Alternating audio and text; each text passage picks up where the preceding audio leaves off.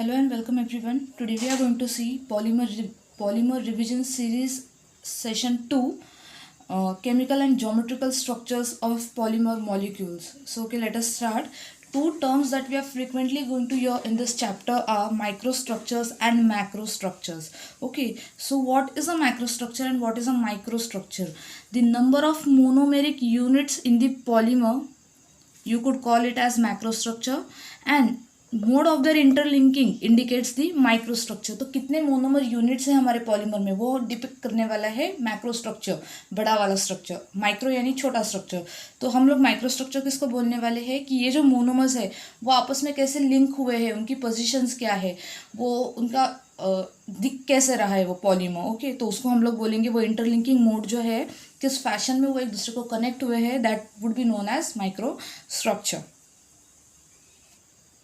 सो हमें देखना है microstructure based on chemical as well as geometrical nature. ठीक है, तो पहले हम लोग स्टार्ट कर देते हैं केमिकल नेचर या स्ट्रक्चर के बेसिस पे माइक्रोस्ट्रक्चर या लिंकिंग कैसे है दो मोनोमर्स के बीच में पर केमिकल नेचर से रिलेटेड. तो उसमें तीन टाइप का क्लासिफिकेशन है. फर्स्ट है organic and inorganic polymers, second है होमोचेन एंड हेट्रोचेन पॉलीमर्स, थर्ड है homopolymers and copolymers.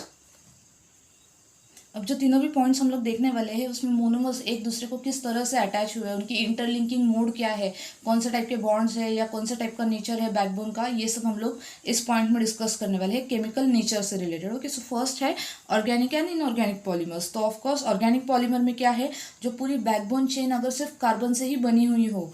Okay, the backbone essentially made out of only carbon carbon links known as organic polymers. तो इसका क्लासिक एग्जांपल है polyethylene. Next है inorganic. So inorganic में क्या होने वाला है, कार्बन कार्बन के अलावा एटम्स वहाँ पर प्रेजेंट होने वाले हैं. अगर कार्बन कार्बन हुए तो ऑर्गेनिक, अगर कार्बन कार्बन के लिंक्स वहाँ पर प्रेजेंट नहीं है तो वो हो गए inorganic. Backbone made out of atoms other than carbon. तो इसका एग्जाम्पल है पॉलीजर्मिन. सिलिकॉन्स भी इसका एग्जाम्पल हो सकता है. ओके, सेकेंड टाइप क्लासीफाई हुआ था केमिकल नेचर के बेसिस पे होमोचेन एंड हेट्रोचेन पॉलीमर्स का. सो होमोचेन, होमो का मीनिंग है सेम, तो पूरे चेन में सेम टाइप के एटम्स प्रेजेंट होंगे, यानी कि एक ही टाइप का मोनोमर हम लोग बोल सकते हैं कि प्रेजेंट है.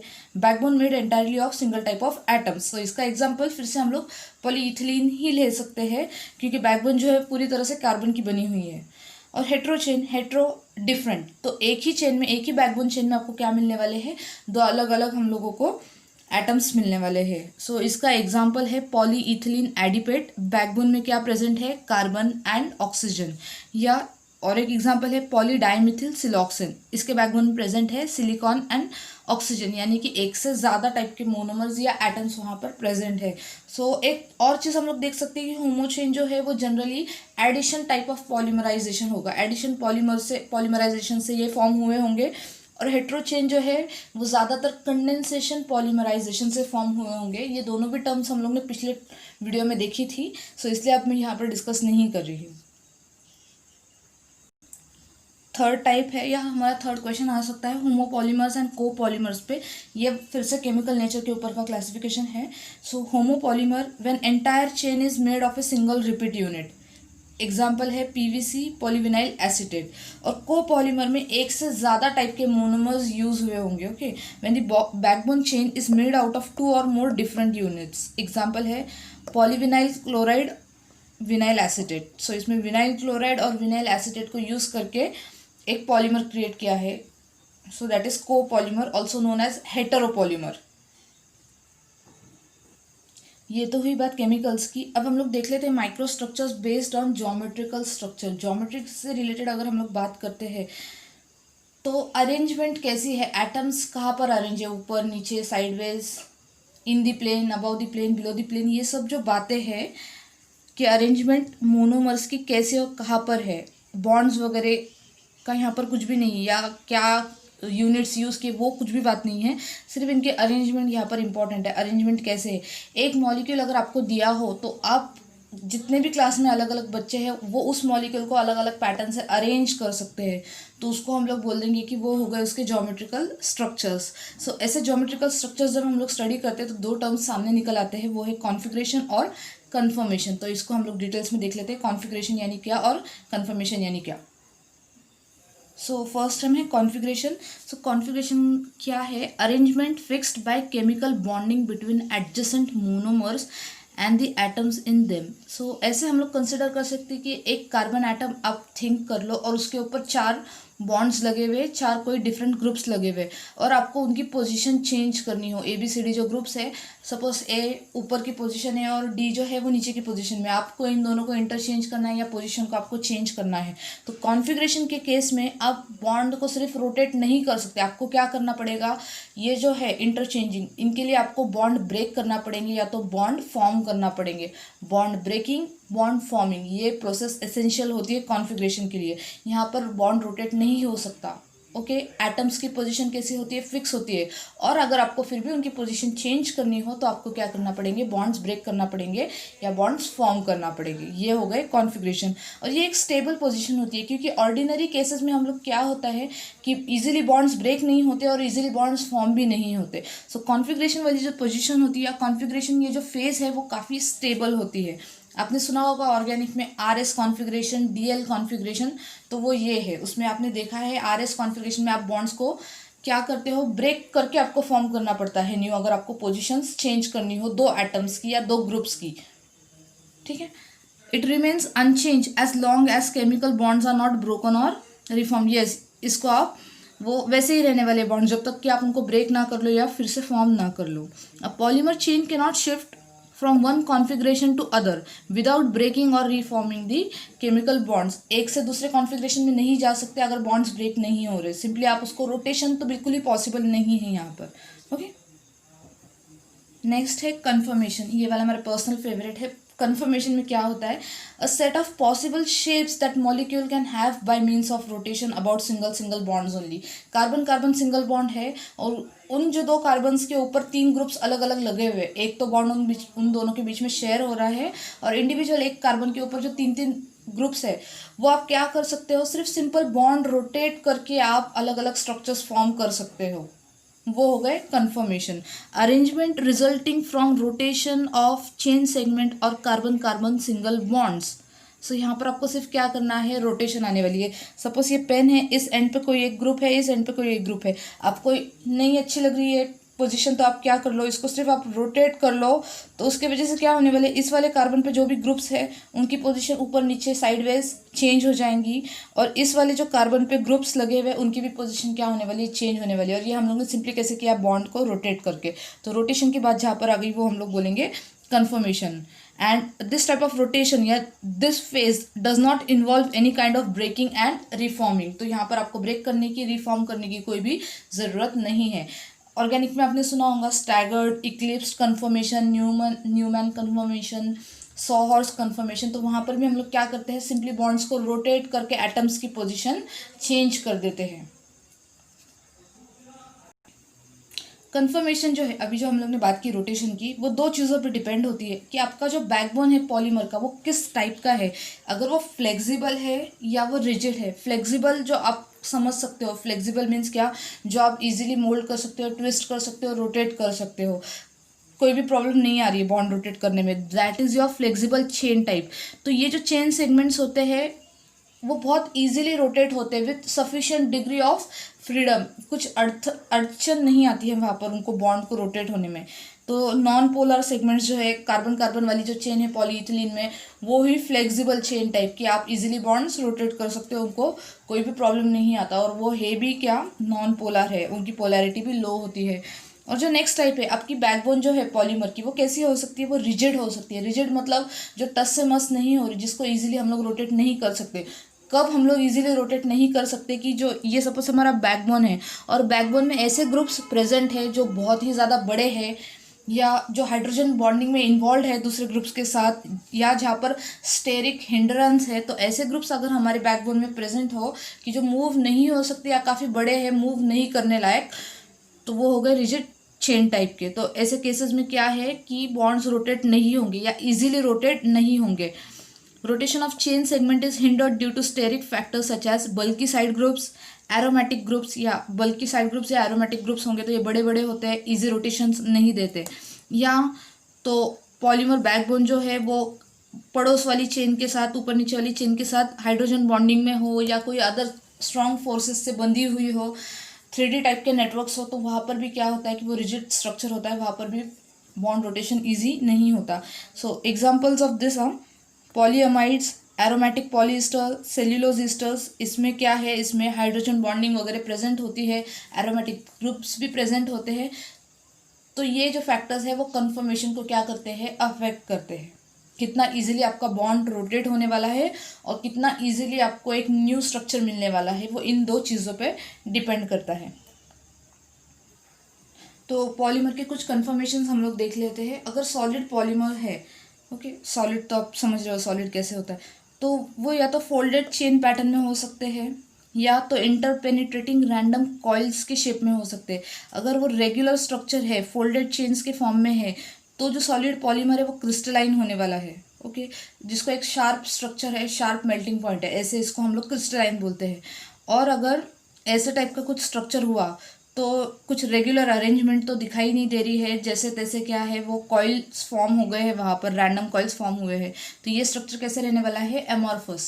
ओके, फिर और एक कन्फर्मेशन है स्पाइरल्ड या हेलिकल्स चेन, हेलिक्स टाइप का आपको कुछ दिखाई दे रहा है. ये कन्फर्मेशन किसका होता है, पॉलीमर्स में. पॉलीपेप्टाइड्स या प्रोटीन्स अगर आप देख लोगे तो वो हेलिक्स टाइप के स्ट्रक्चर्स होते हैं ऐसे. डाइल्यूट पॉलीमर सॉल्यूशंस अगर हम लोग बनाते हैं तो उसमें स्ट्रक्चर्स कैसे रहने वाले या कन्फर्मेशंस कैसे होने वाले हैं. लीनियर हो सकते हैं, ये लीनियर ही एक लाइन पर सिर्फ वो फोल्डेड फॉर्म में यहाँ पर बताया है. और या तो ब्रांच हो सकते हैं. ब्रांच आप समझ रहे हो कि एक मेन बैकबोन चेन है और उसको साइड में से क्या निकला है, पेंडेंट टाइप के ग्रुप्स है, जिसको हम लोग ब्रांच बोलते हैं. This are isolated random coils, individual ही है सिर्फ. ओके, और फोर्थ है cross link polymers. Cross link polymer में बैकबोन चेन है, उनके साइड ग्रुप्स है, उनके साइड ग्रुप्स और कोई साइड ग्रुप्स के साथ अटैच है, फिर उनके और बैकबोन्स, तो ऐसे एक 3D टाइप का नेट टाइप का स्ट्रक्चर जो है वहाँ पर है, इंटरकनेक्टेड नेटवर्क स्ट्रक्चर. तो ये हुए क्रॉस लिंक पॉलीमर. ये सब थे कन्फर्मेशंस. अब हम लोग देखेंगे configurations. Okay, so different configurations है linear, branch and cross link polymers.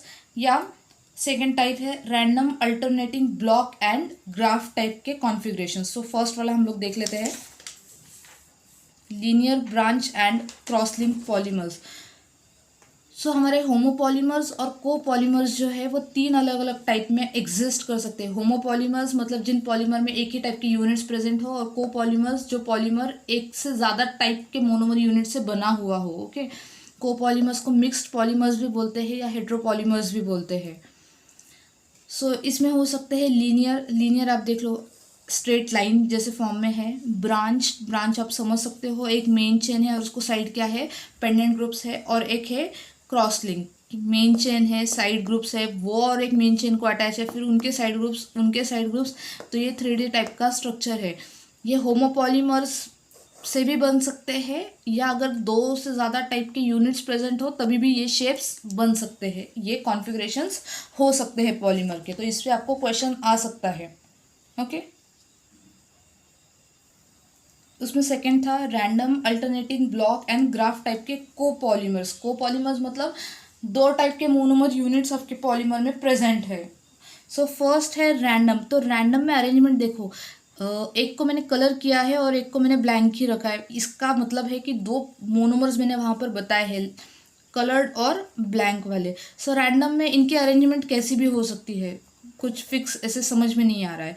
Next जो है अल्टरनेटिंग. अल्टरनेटिंग में एक टाइप का मोनोमर, नेक्स्ट टाइप का मोनोमर, फर्स्ट टाइप का monomer, second, first second, first second, first second, एक आड़ एक जैसे वो आ रहे हैं, that is alternating. Block, block भी अल्टरनेटिंग का ही प्रकार है, पर उसमें क्या है, एक पूरा ब्लॉक या 3-4 की सीरीज पकड़ के वो स्ट्रक्चर जो है फॉर्म हुआ है. जैसे अल्टरनेटिंग में एक के बाद एक ही आ रहा था, तो यहाँ पर जैसे 4 को पकड़ के एक की सीरीज बनी है, वो है ब्लॉक्स. और लास्ट है ग्राफ्ट. तो ग्राफ्ट में क्या होता है, जो मेन चेन है वो सिंगल टाइप के मोनोमर यूनिट से बनी होती है, और उनके जो साइड ग्रुप्स है वो बी टाइप के मोनोमर, जो क्योंकि ये कोपॉलीमर है तो 2 टाइप के मोनोमर होने वाले हैं. सिंगल टाइप के मोनोमर से पूरी बैकबोन चेन बनी है, और जो दूसरा बचा हुआ टाइप का है मोनोमर, उससे क्या है, साइड ग्रुप्स बने हुए हैं. नेक्स्ट टॉपिक है स्टीरियो रेगुलर पॉलीमर्स। तो स्टीरियो रेगुलर मतलब क्या कि एक रेगुलरिटी है पैटर्न में या एक फैशन है पॉलीमर में जो हम लोग प्रेडिक्ट कर सकते हैं। स्टीरियो रेगुलर पॉलीमर एक ऑर्डर्ड अरेंजमेंट पर किसकी, साइड ग्रुप्स की। तो पॉलीमर की जो मेन चेन है यहाँ पर बात उसके बारे में नहीं हो रही। पॉलीमर की मेन चेन पे जो साइड वाले ग्रुप्स प्रेजेंट होते हैं, ब्रांचेस प्रेजेंट होते हैं या फंक्शनल ग्रुप्स जो भी प्रेजेंट होते हैं, उनके अरेंजमेंट के बारे में बात हो रही है। ठीक है, वो अरेंजमेंट कैसे है, वो फंक्शनल ग्रुप या वो ब्रांचेस कहाँ पर है और किस तरह से है, ऊपर है नीचे है, ओके, उसके बारे में ये बात है stereo regular. So stereo regularity में arise due to optical isomerism and geometrical isomerism. Optical isomerism की बात हो रही हो तो carbon carbon single bonds, geometrical isomerism की बात हो रही हो तो कार्बन कार्बन डबल बॉन्ड्स है। ठीक है, इसको हम लोग सेपरेटली देख लेते हैं, optical isomerism in polymers and geometrical isomerism in polymers. तीन टाइप के ऑप्टिकल आइसोमर्स या ऑप्टिकल आइसोमेरिज्म हम लोग को पॉलीमर्स में देखने को मिलते हैं, आइसोटैक्टिक, सिनडायोटैक्टिक और अटैक्टिक। ये हम लोग ने पिछले वीडियोस में भी देखा था और उसके ऊपर क्वेश्चंस लिए थे। तो आइसोटैक्टिक में क्या है, मेन जो आपकी चेन है और उसके ऊपर जो ब्रांचेस लगे या उसके ऊपर जो साइड ग्रुप्स है, वो सब साइड ग्रुप्स कैसे है, सेम साइड पे है। यहाँ पर आपको दिख रहे हैं कि सब जो सेम ग्रुप है या साइड ग्रुप्स है आर वाले, वो सब सेम साइड पे है। डी डी डी डी और एल एल एल यानी कि एक ही साइड पे है सब, उसको बोलेंगे आइसोटैक्टिक। ये बहुत ही ज़्यादा रेगुलर अरेंजमेंट है। ठीक है, नेक्स्ट है सिनडायोटैक्टिक। तो सिनडायोटैक्टिक में क्या है, ये भी रेगुलर अरेंजमेंट ही है, पर जो साइड ग्रुप्स है वो ऊपर नीचे, एक ऊपर साइड वाला एडजेसेंट वाला नीचे, उसके एडजेसेंट वाला ऊपर, उसके एडजेसेंट वाला नीचे, ओके, अल्टरनेट पोजीशंस पे वो अटैच है। मैंने डॉटेड बॉन्ड से बताया है इसको। ऊपर above the plane, below the plane, above the plane, below the plane, above the plane, D L D और एल डी एल, ऐसे ग्रुप्स ऑन अल्टरनेट साइड। और उसमें थर्ड टाइप है हमारा अटैक्टिक या जिसको हम लोग बोलते हैं हेट्रोटैक्टिक। कोई भी फैशन नहीं है, जो साइड ग्रुप्स है वो किसी भी फैशन में या किसी भी अरेंजमेंट में अरेंज हो गए हैं आपके पॉलीमर बैकबोन पे। यहाँ पर देखो, ये जो दो ग्रुप्स है ऊपर है, फिर एक नीचे है, फिर एक ऊपर है, फिर ये जो दो है वो नीचे है। मतलब कुछ इसको एक पैटर्न नहीं है, हम लोग पैटर्न्स का प्रेडिक्ट नहीं कर सकते, तो वो हुआ अटैक्टिक। और ज्योमेट्रिक आइसोमेरिज्म की अगर हम लोग बात करते हैं, उसमें आते हैं दो, सिस एंड ट्रांस। तो सिस मतलब क्या, जो दो ग्रुप्स है डबल बॉन्ड्स के साइड पे या सब्स्टिट्यूएंट्स है वो सेम साइड पे हुए तो सिस, और जो सब्स्टिट्यूएंट्स है वो अगर डबल बॉन्ड के ऑपोजिट साइड पे हुए तो ट्रांस। अगर आपको कोई भी डिफिकल्टी हो तो आप कमेंट सेक्शन में पूछ सकते हो। Thank you for watching my video. Please watch, share, subscribe and like my video. Thank you.